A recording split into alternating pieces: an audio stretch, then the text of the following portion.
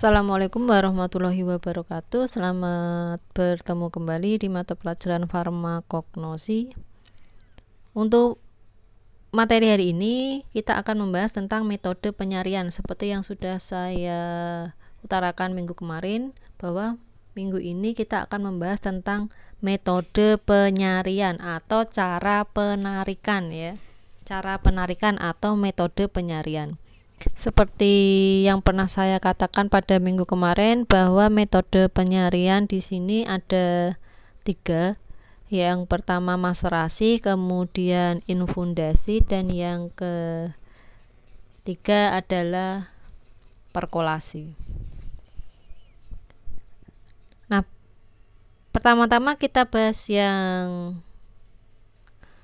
sederhana dulu, yaitu metode maserasi. Nah, istilah maserasi ini berasal dari bahasa Latin maserat, di mana artinya itu merendam. Ya, merendam. Nah, jadi maserasi itu merupakan proses penyarian dengan merendam simplicia dengan pelarut dalam suatu wadah dalam waktu tertentu pada suhu kamar. Nah, maserasi ini biasanya dilakukan pada suhu kamar, yaitu pada suhu 15 sampai 25 derajat Celcius dalam waktu 3 hari sampai bahan-bahan yang larut dalam pelarut itu melarut. Dalam proses maserasi itu tidak ada aliran pelarut, sehingga pelarut yang sudah jenuh itu tidak dapat lagi melarutkan zat-zat yang ada di dalamnya. Nah, kemudian zat yang terlarut itu dapat dipisahkan dengan ampasnya ya, melalui penyaringan. Jadi antara zat yang terlarut itu dapat dipisahkan dengan ampasnya. Caranya gimana? Yaitu melalui penyaringan. Nah, apa saja sih keuntungan dan kerugian dari metode maserasi ini? Kita bahas dulu mulai dari keuntungan. Nah, keuntungan dari metode maserasi ini, metode merendam, ini ada 4, yaitu yang pertama itu adalah alat yang digunakan sederhana. Ya, hanya dibutuhkan suatu bejana untuk merendam. Yang kedua, biayanya relatif murah. Kemudian hemat cairan penyari dan dilakukan tanpa pemanasan. Nah, itu ada 4. Kemudian apa sih kelemahan dari maserasi ini? Ya, maserasi ini juga ada 4 kelemahan.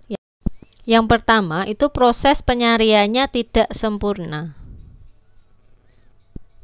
di mana zat aktif hanya mampu terekstraksi sebesar 50%-nya saja.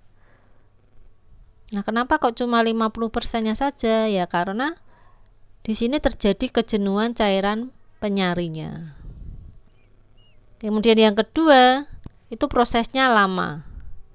Butuh waktu beberapa hari.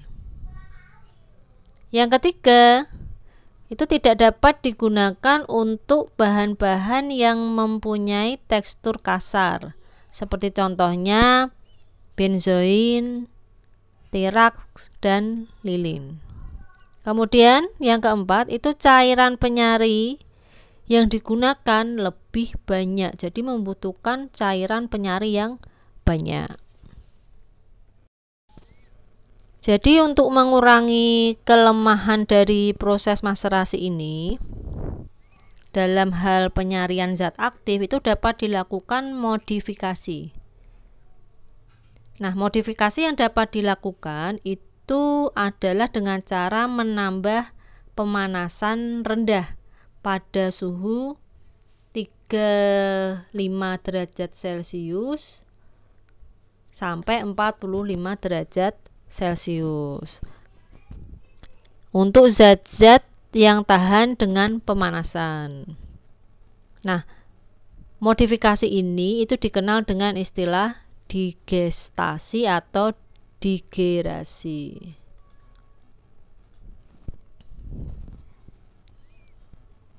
Kemudian untuk modifikasi lain yaitu dengan menambahkan alat pengadu otomatis sehingga proses maserasi ini dapat dipersingkat atau dengan cara remaserasi, yaitu ampas dari hasil penyarian itu dimaserasi kembali dengan pelarut yang baru. Kita masuk ke metode penyarian infundasi. Apa sih infundasi itu? Nah, infundasi itu adalah proses penyarian yang sangat umum dilakukan untuk menyari kandungan zat aktif yang ada pada sediaan tanaman yang larut dalam air. Jadi infundasi ini untuk menyari zat aktif yang ada di tanaman yang larut di dalam air. Kalau dia zatnya nggak larut dalam air, jangan pakai metode infundasi. Infusa atau infus itu adalah sediaan cair yang dibuat dengan menyari atau mengekstraksi Simplicia nabati dengan air, nah, pada suhu 90 derajat Celcius selama 15 menit. Terhitung mulai suhu mencapai 90 derajat Celcius. Jadi 15 menitnya itu dihitung setelah suhunya mencapai 90 derajat Celcius. Nah, proses infusa ini atau infus ini itu dilakukan untuk Simplicia yang lunak, yang mengandung minyak atsiri dan bahan yang tidak tahan panas, ya. Kemudian infundasi ini ada yang dinamakan dengan dekokta, yaitu sediaan cair yang dibuat dengan menyari atau mengekstraksi Simplicia nabati dengan pelarut air pada suhu 90 derajat Celcius selama 30 menit. Dihitung pada saat suhu mencapai 90 derajat Celcius. Jadi kalau infus tadi 15 menit, kalau dekokta ini 30 menit. Suhunya sama-sama pada suhu 90 derajat Celcius. Nah, proses dekokta ini dilakukan untuk Simplicia yang keras, bahan yang tidak mengandung minyak atsiri, dan bahan yang tahan terhadap pemanasan. Kalau yang infus tadi tidak tahan pemanasan. Kemudian kita lanjutkan dengan metode yang ketiga atau yang terakhir, yaitu adalah metode perkolasi. Nah, metode perkolasi ini adalah suatu cara penarikan menggunakan alat yang disebut dengan perkolator, yang Simplicianya itu terendam dalam cairan penyari. Kemudian zat-zat akan terlarut dan larutan tersebut akan menetes secara beraturan sampai memenuhi syarat yang telah ditetapkan. Adapun jenis-jenis perkolasi itu ada 4. Yang pertama perkolasi biasa, kemudian perkolasi bertingkat, yang ketiga perkolasi bertekanan, yang keempat itu perkolasi sinambung, perkolasi berkesinambungan. Kita bahas satu-satu mengenai jenis-jenis perkolasi.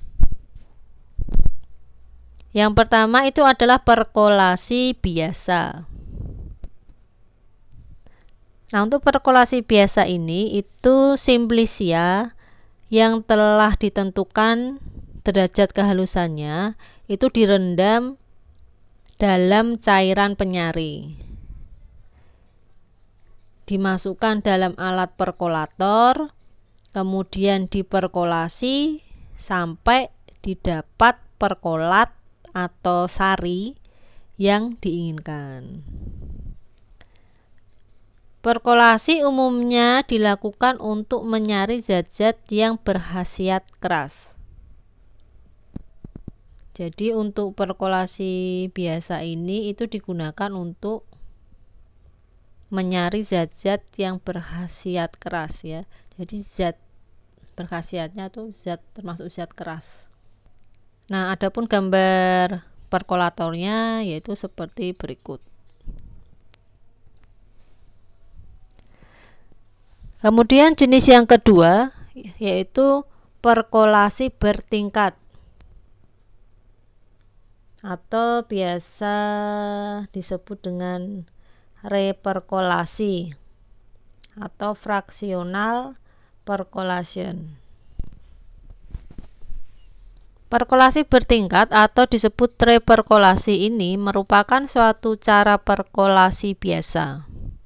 Tetapi ya ada tetapinya, tetapi menggunakan lebih dari satu perkolator dalam prosesnya. Ya, perkolasi ini ya perkolasi biasa, tapi alatnya ada lebih dari satu. Ya, sehingga dinamakan perkolasi bertingkat. Nah, dalam perkolasi ini simplicia dibagi dalam beberapa bagian dan masing-masing bagian itu diperkolasi tersendiri dalam suatu perkolator. Adapun keuntungan utama reperkolasi atau perkolasi bertingkat ini itu adalah preparat diperoleh dalam bentuk pekat dan berarti penghematan menstrum.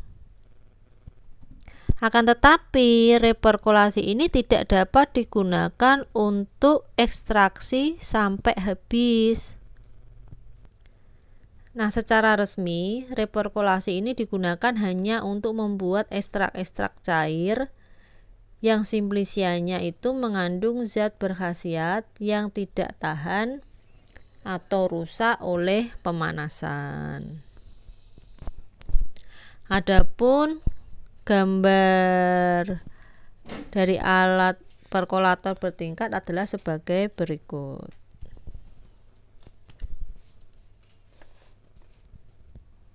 Kemudian kita lanjut ke perkolasi bertekanan atau pressure percolation. Nah, metode perkolasi ini itu sudah jarang digunakan pada pembuatan sediaan galinik. Nah, untuk alat dalam perkolasi dengan tekanan atau bertekanan ini itu disebut dengan diakolator. Alatnya namanya diakolator. Metode ini itu biasanya digunakan untuk proses penyarian simplicia yang memiliki derajat kehalusan serbuk yang sangat halus, sehingga dalam prosesnya pada alat perkolator ditambahkan alat vakum yang fungsinya supaya perkolatnya itu dapat mengalir ke bawah.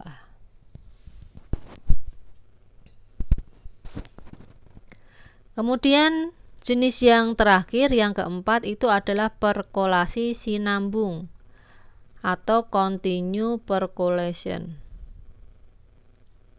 Nah, proses perkolasi sinambung ini melibatkan aliran pelarut yang selalu baru, sehingga proses penarikan zat itu dapat maksimal. Alat yang digunakan itu disebut dengan soklet ya. Metode ini digunakan untuk zat-zat yang tahan terhadap pemanasan. Sedangkan pelarut yang digunakan itu adalah pelarut yang bersifat volatil atau mudah menguap. Seperti contohnya ada ether, aseton, dan heksan. Adapun contoh gambar soklet itu seperti berikut ini.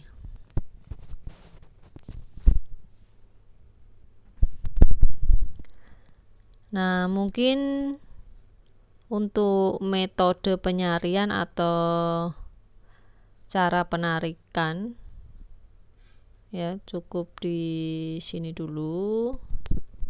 Jika ada pertanyaan atau sesuatu hal yang kurang dimengerti, bisa ditanyakan langsung ke Bu Dita. Sekian, wassalamualaikum warahmatullahi wabarakatuh.